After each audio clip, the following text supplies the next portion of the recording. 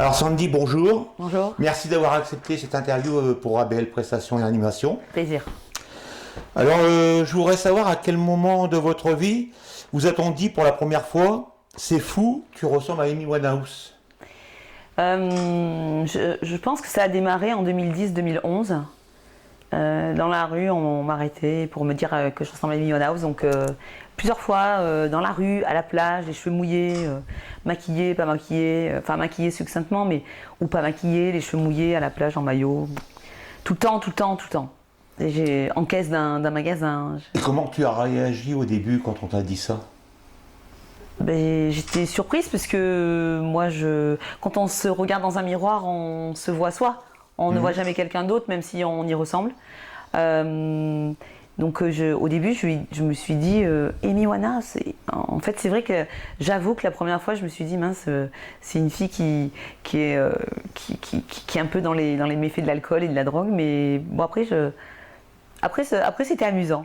Après, et je tu dis étais oui, déjà fan de Amy Winehouse? Non, j'ai jamais été fan de quelqu'un en particulier.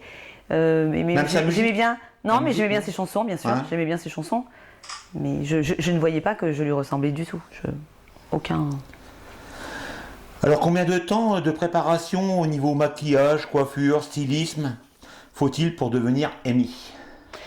De moins en moins longtemps. Au début, je mettais plus longtemps que ça. Mais bon, là, douche au tatouage compris, fleurs dans les cheveux, c'est quoi? C'est 1h30 pour être à l'aise.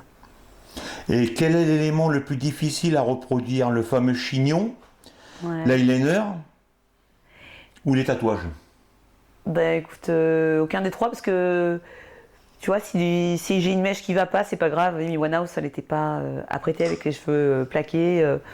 Et l'eyeliner, je le fais, mais je veux dire, il est peut-être pas droit comme elle, en fait.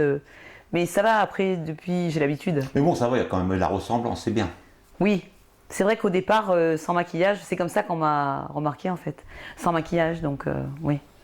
Alors Amy Winehouse avec une posture, une démarche et surtout une voix de contralto, de soul absolument unique. Comment avez-vous travaillé ces trucs de langage et la voix, tout ça, vous l'avez travaillé? Oui, bien évidemment, puisque quand j'ai été élue sosie de Amy Winehouse, je ne chantais pas du tout. Donc il a fallu que j'apprenne. J'ai pris des cours de chant, ce qui n'a pas été facile. Car quand on ne sait pas chanter, alors le ventre, le souffle, il faut penser à ça, la voix, enfin trop de choses.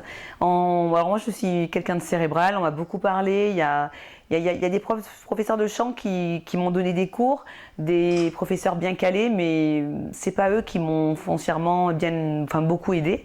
Et je me rappelle d'un choriste qui avait une école de musique et de danse qui m'a beaucoup parlé. J'ai pris des cours avec lui et c'est lui qui m'a fait quand même sortir le premier vrai son de Amy Winehouse. Il y a eu combien de temps de travail pour apprendre tout ça? Déjà apprendre les chansons, oui. Et puis après... en fait, quand j'ai été élue sosie de Amy Winehouse en 2012, le 27 janvier 2012, j'ai tout abandonné. Le soir, plus de télé, plus trop de loisirs. J'ai pris les textes d'Amy Winehouse, la musique dans les oreilles et j'apprenais toutes les paroles parce que je ne chante pas phonétiquement. Et donc j'ai tout abandonné pour faire ça, donc ça m'a mis du temps. Il y a certaines chansons sur lesquelles je butais sur 2 phrases. Je me rappelle une phrase dans Amy, j'ai mis 1 mois à la sortir parce que avec les mots, comme elle les enchaînait, je n'arrivais pas. Et voilà, donc ça a été du travail bien évidemment, mais payant. Et quand tu as été à l'émission de Chavannes, tu pensais gagner le concours? Non, pas du tout. Il y a quand même des talents là-bas. Ah oui, il y avait des ressemblances. Moi, quand je suis arrivée avec ma valise, je me rappelle avoir vu Pavarotti. Et j'ai même dit, il va gagner, c'est pas possible. Après, j'ai vu, je sais pas moi, le sosie de Georges Clooney, il y en avait plein d'autres, de Céline Dion, etc. Mais j'étais dans un jeu pour moi. Et bon, je n'allais pas gagner le jeu, j'étais venue par hasard et pour m'amuser. Mais je pensais pas gagner du tout. Et tout compte fait, c'est bien, ça a rapporté quelque chose. Ça a peut-être ramené des contrats derrière, tout ça. Oui, mais c'est pas ça le principal en fait. Avant de gagner Amy Winehouse, j'ai toujours adoré le théâtre, j'ai toujours adoré la scène. Et je faisais du théâtre associatif. Et mon plaisir, c'est d'être sur scène, de faire rire, le café-théâtre, j'adore ça. Et en fait, quand après j'ai réalisé que ce jeu m'a emmené sur un chemin professionnel, mais j'étais aux anges en fait. Au début, ça n'a pas dû être évident de chanter devant, je sais pas, Alors 500 personnes ou un truc comme ça. au début, comme je te l'expliquais, en fait, je chantais en playback puisque je ne savais pas chanter. Et en fait, lors d'une prestation, vraiment dans un coin perdu, dans une campagne, il y avait des personnalités comme Vincent McDoom, d'autres. Et j'ai fait ma petite prestation en playback. Et quand je suis rentrée chez moi, j'ai reçu un message d'un producteur qui avait accompagné Vincent McDoom, mais que je ne connaissais pas, qui m'a dit « Bravo pour votre prestation, vous m'avez fait penser à Marion Cotillard dans La Môme ». Ah oui. Waouh. Je le nomme, je peux le nommer, c'est Michel Noader avec son 06, etc.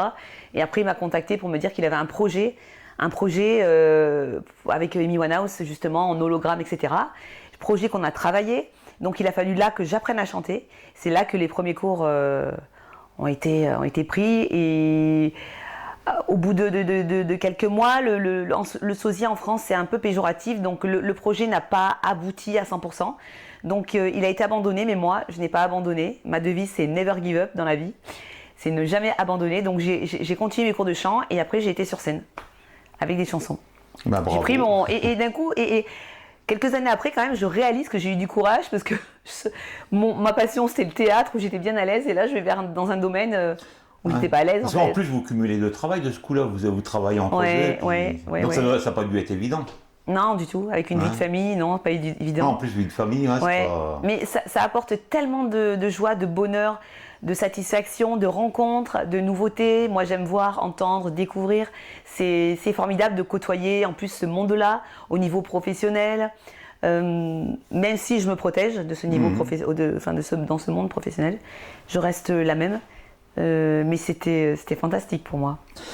Bah, c'est bien. Alors, quelle est la réaction la plus folle ou la plus touchante d'un fan face à vous? Est-ce qu'il arrive que les gens oublient le temps, d'un instant que vous êtes un sosie? Alors, c'est marrant parce que c'est vrai qu'il y a une situation qui me reste à jamais dans...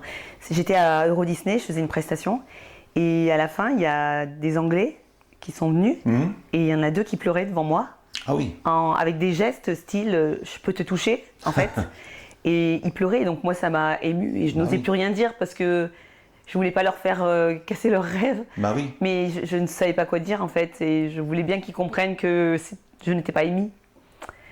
Et pour en revenir à la deuxième question, en fait, je n'ai pas de problème d'identité. Je me lève le matin, je suis Sandy, je vis, je suis Sandy. Et je n'ai pas de problème. Je pense qu'en un quart de seconde, je peux être Amy Winehouse et Sandy après. Oui, il faut rester soi-même en fin de compte. Ah oui. Ouais, je l'incarne, mais je ne suis pas Amy Winehouse. Je ne me prends pas pour Amy Winehouse en fait. Chacun a son identité. Moi, Il n'y a que sur scène, en fin de compte, tu te retrouves Amy Winehouse parce que tu n'as pas le choix. Ouais, voilà, c'est ça. Et puis c'est un plaisir de le faire. Bah voilà. Mais en aucun cas, de toute façon, je ne lui arrive pas à sa cheville. Et en aucun cas, je prendrai la place de quelqu'un d'autre dans la vie. C'est beau de faire rêver le public aussi, parce qu'il y a quand même des fans, des fans qui se déplacent pour venir te voir. Oui. Et puis j'ai beaucoup de retours. Et quand on fait du spectacle, en fait, on est là pour faire rêver les gens, on est là pour faire oublier le quotidien des gens. Et moi, je suis contente d'amener, si je peux, 1 heure de déconnexion du quotidien avec les soucis, etc. Et en plus de faire côtoyer la chanteuse, en fait. Amy Winehouse a eu une vie intense, mais marquée de grandes fêlures. Est-ce difficile psychologiquement d'incarner une artiste dont l'image est si intimement liée à la mélancolie et à ses combats personnels ? Non, parce que je vais dire un petit détail de ma vie. Moi, j'ai vécu des galères et comme je fais du théâtre, il est évident que je peux puiser dans ma malle aux souvenirs, comme dirait mon professeur de théâtre. Et donc, dans ce contexte-là, j'arrive à incarner son personnage un peu noir des fois. Mais après, comme elle était très intérieure, pour moi, c'est pas trop difficile de rester à l'intérieur de soi et voilà. Et puis je n'essaie pas de l'imiter en fait, je ne la parodie pas dans l'alcoolisme ou dans la drogue, pour le dire, parce que j'estime que quand on a quelque chose comme ça, comme addiction, on a une tristesse au fond de soi et qu'on traduit comme ça. Et moi, j'ai aussi mes démons que j'exorcise autrement. Mais tout le monde en a et quelque part, ben, je condamne pas ces Non, en plus, c'était personnes-là. quand même une grande artiste. Ah ben oui. Ouais. Et Dieu sait que les grands artistes, souvent, ont des addictions qui leur permettent Bah, voilà. d'être Ouais. dans leur... C'est la notoriété, enfin, qui a fait mal tourner la chose. Ah, je sais pas, c'est aussi l'amour dans le cas de Oui. Amy Winehouse. Votre morceau préféré, si vous deviez chanter ou incarner qu'une seule de ces chansons pour le restant de votre carrière, laquelle choisirez-vous et pourquoi? Alors, ben, y en a une que j'aime vraiment, qui n'est pas connue du grand public, c'est Will You Still Love Me Tomorrow?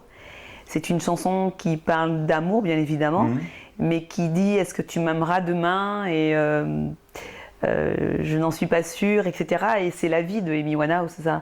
Et c'est la vie de beaucoup. On est beaucoup dans cette attente d'amour, que ce soit dans la famille ou avec un compagnon ou une compagne. Et c'est ce qui fait, c'est ce qui nourrit le monde, l'amour, en fait. Et voilà. Donc c'est une chanson très touchante. Pour les prochains projets ou spectacles où on peut venir te voir, là. Il y a J'ai vu beaucoup que tu allais en de- Belgique, que tu te Ouais. déplaces un peu tout partout, en fin de compte. Oui, voilà. Je suis avec des musiciens dans un mois à Fayence, dans le Var. Je suis le lendemain dans un petit endroit à l'Egade. Je suis en Belgique. Je suis dans des soirées privées, mariage ou anniversaire, etc. Voilà. C'est très bien, comme ça, Oui. il y a du travail, c'est bien. Et quel mot tu peux dire pour la fin, pour ABL Prestations, déjà, et Animation qui te font... Bah, déjà, je remercie ABL Prestations et Animation qui s'occupe de moi de manière très professionnelle et très affective. Et déjà, je les remercie du profond de mon cœur. Et je voulais aussi, à chaque fois que j'ai l'occasion, de remercier le public qui me suit, qui me soutient et qui me donne beaucoup d'amour. C'est important, un artiste vit avec du public. Sans public, il n'est rien. Donc je voudrais remercier tout le monde, tous ceux qui me soutiennent et qui m'envoient de l'amour parce qu'un artiste a besoin d'un peu plus d'amour qu'un des mortels. Donc ce soir, on va te suivre à ton concert de Moulins. Avec plaisir. Et puis, il y aura une série de dédicaces pour tes fans. Oui. Voilà. Et affection. Amy, on te remercie. Puis Merci. on te dit bon courage pour la suite. Merci beaucoup, je vous aime.